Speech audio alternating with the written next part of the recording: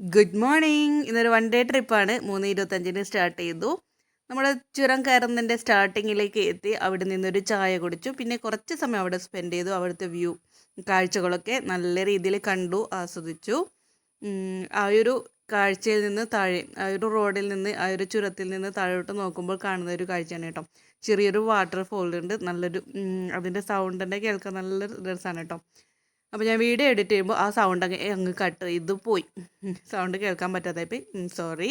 എന്നാലും കാണാൻ നല്ല മനോഹരമായ ഒരു കാഴ്ചയായിരുന്നു.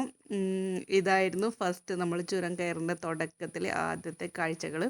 നല്ല കോടയായിരുന്നു. അതുകൊണ്ട് തന്നെ മലകളൊന്നും വളരെ വ്യക്തമായിട്ട് കാണുന്നില്ലെങ്കിലും ഈ ഒരു കാഴ്ചയും മനോഹരമാണ്. ഈ ഒരു കാഴ്ചയും നമ്മളെ മനസ്സിന് കുളിർമ നൽകുന്നതാണ്.